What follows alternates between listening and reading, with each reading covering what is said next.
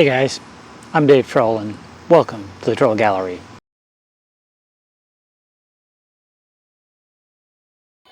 About a year ago we purchased our 1925 Florida bungalow and we finally decided it was time to do some serious yard work.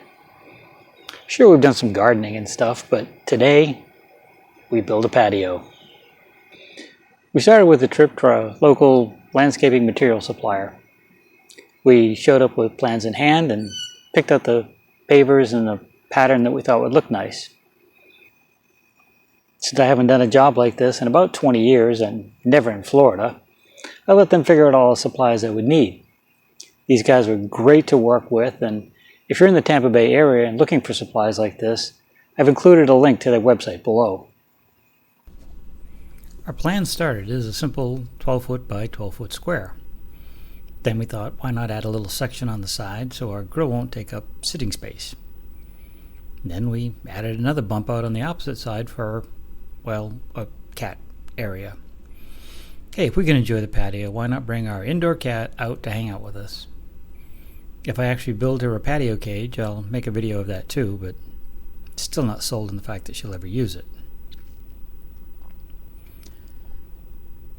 Now that we finally have a plan, that we've been kicking around for a year, and the materials are on their way, it's time to start digging. Remember to check in with your local utility marking crew before you dig in your area. In Florida, it's Sunshine 811, and you can either call or apply online. In most areas, this is a free service and can save you from accidentally cutting into a water line, electric service, or something expensive like that. I thought for sure that this project was going to take me about a month to do on my own, but I was lucky enough to have a strong young volunteer jump in to help out.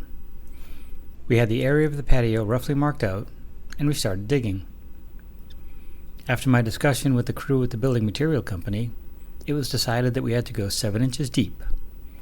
That would allow 4 inches for the base material, 1 inch for the sand bed, and 2 inches for the pavers. By the end of day one, the two of us had created, a big hole. It was roughly the right depth and kind of the right shape. And in the process, we removed about 3 barrels worth of bamboo roots and found a buried palm tree stump in one corner.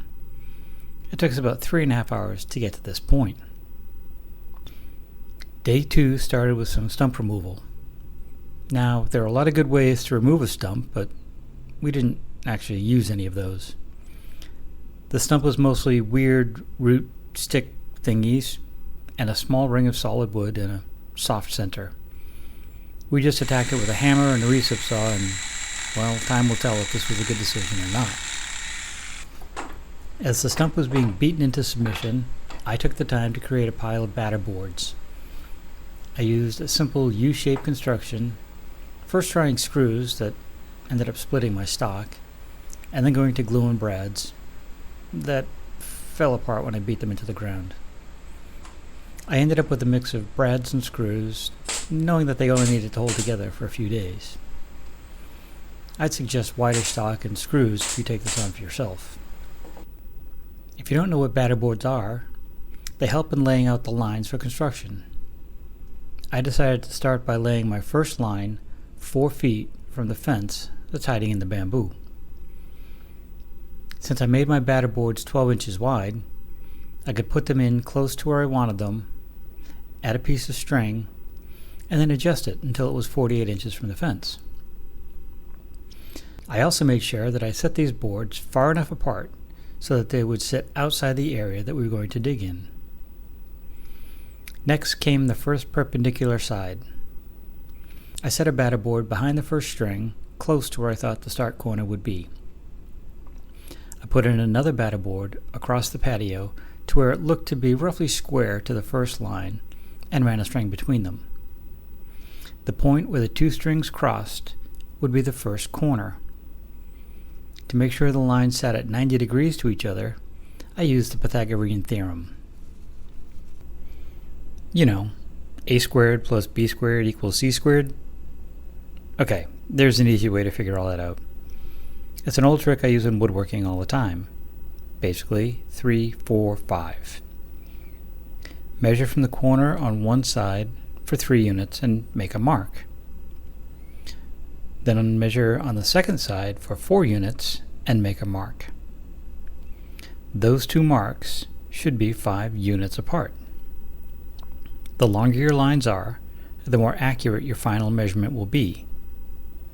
In my case, I had 12 feet to work with, so I marked my first leg at 9 feet, or 3 units times 3 feet, and made a mark on my string. The second leg was 12 feet, or 4 units times 3 feet, and made a mark there as well. My lines were square when I measured from the 2 points I made, adjusting the second string until the 2 marks were exactly 15 feet apart, or 5 units times 3. 3, 4, 5. Once all 4 of our outer lines were in, we double check for square by checking the diagonals. If the diagonal measurements match, the box is square. We were pretty close, within, I'd say, 1/4 of an inch, so we moved on to add the lines for the outriggers in the same way. By the end of day 2, our hole was at the proper depth, shape, and size. We had our guidelines in, and we were ready to start building. If we only had the materials. I guess the 2 of us put in another 3.5 hours today.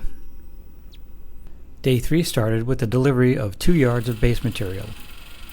I'm pretty sure this can vary by region, but we got concrete screening. I got lucky and the driver was able to get the truck right up to our location. I had originally planned to compact the freshly dug soil before adding the base, but I hadn't picked up the plate compactor yet, and my 58-year-old back didn't want to move this stuff any more than necessary. So we dumped it right into the hole. It was time to spread all that material. I shoveled it all into place, trying to keep it as level as I could. Sadly, I ended up keeping it parallel to the ground and not level as planned. Yep, we had to go back and remove about half a yard of fill once we began leveling everything off. So much for not shoveling any more than necessary. Once we got the base material leveled off, it was time to fire up the plate compactor. We ran it in one direction, and then perpendicular to the first, to compact the soil and the base material. Since we skipped compacting the soil, which I really don't recommend, we went over the entire area about 4 or 5 times. Once we had the base compacted, it was time to check for level one more time. We used a straight 8-foot-long 2x4 with a level on top. We worked from side to side, and then front to back, double checking that our base was level. Since our patio was not located next to the house, we could build it level and not worry about having to slope it away from the house for drainage. If your patio is next to the house, you want to include a slope of about 1/4 of an inch per foot. Once we were happy, we hit it with the compactor one more time. Our second delivery was delayed an extra day, so we used the time to remove the extra base material in preparation for the arrival of the rest of the materials. They showed up on a 53-foot tractor trailer that would never fit down my back alley. Luckily, the driver had this cool fork truck, and he was able to just grab our materials and drop them right where we wanted. We ended up with 2 pallets of pavers and this cool dump pallet of sand. The extra goodies were there too. Several bags of polymeric sand and a few bags of concrete, but more on those later. I double-checked with our landscaping pros and we started slinging sand. For our base, we used half a yard of white diamond DOT sand. I originally thought we needed an inch of sand to hold the pavers, but in fact was only half an inch. With the pitch in our yard, saving this half an inch worked out well. We spread the sand by eye, trying to keep the depth at about half an inch. In hindsight, had we laid our guidelines at the level of the pavers, it would have been really helpful. But with the sloping yard, that was going to be a challenge. So we kind of worked by eye. I started by laying a 6-foot level in line with the string to lay the first course. Then it was time to start installing pavers. Set one in the sand, tap it down, level it front to back, and side to side. Set in the next paver, and repeat. A lot. Like 500 times. We removed or added sand under each paver until it was level with the ones placed near it. A few taps with a mallet here and there, and they were seated well in the sand. Once we got the first row or two seated, it went a bit faster, since we could register the new rows off the previous ones we've already laid. I worked 2 rows at a time, going about halfway over, while my never-tiring assistant worked the other half.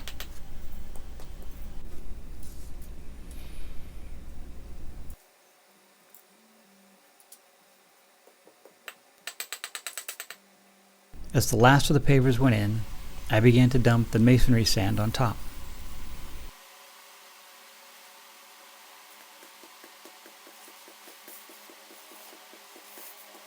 Then it was time to work it into all the spaces between the pavers, sweeping back and forth until all the spaces seemed full. Once most of the sand was in place, it was time to get the plate compactor out and really seat the pavers.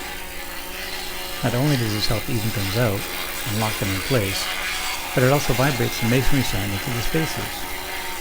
We kept sweeping more sand across the patio, filling and compacting the sand until the spaces were truly filled. If I were to do this over again, I would have locked in the edges before this step. The vibration from the compactor moved a few pavers, but they were easily set back into place. As it was, I'd had the compactor longer than I planned on it, and it was getting a little pricey to hold on for another day. Oh well, live and learn. We were excited to see how the patio looked, so it was time to rinse the sand down. Not so much to wash it off, but to help get more sand down into the spaces between the blocks. Again, next time I'd wait until the edging was in, since we had some runoff, but damn, it looked good.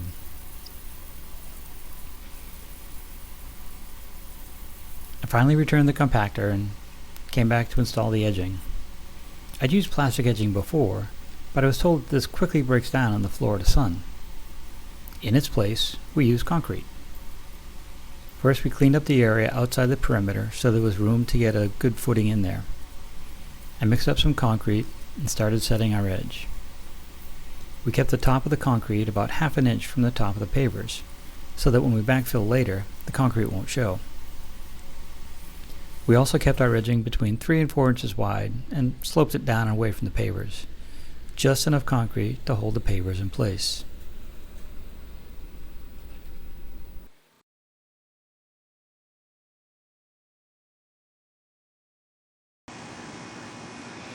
After about 4 days of work, we completed the patio and it looks great, if I do say so myself, and I did.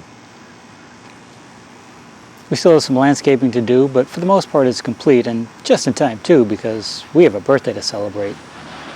The materials we chose for this 160 square foot patio ran us about $900. The rental for the plate compactor was about another $200. Not a bad deal, a patio like this for a little over $1,100. Sure, the labor was our own, but there were additional water, ice, and ibuprofen fees included. I'd be interested to hear what you think of our patio build. Suggestions of what we could have done better, different, things we could have left out, or things we should have added. Please leave in the comments below. If you enjoyed this video, please give it a thumbs up and share it with your friends. If you'd like to follow along and see what's coming up next, hit that subscribe button. Got a few projects coming up, certainly starting with some patio furniture and that cat thing in the corner. We also have some projects in the shop. We've got to build out the shop itself. And of course, reworking this 95-year-old house. And who knows, I may even bring you along on a repair or two. And for now, stay safe, take care, see you soon.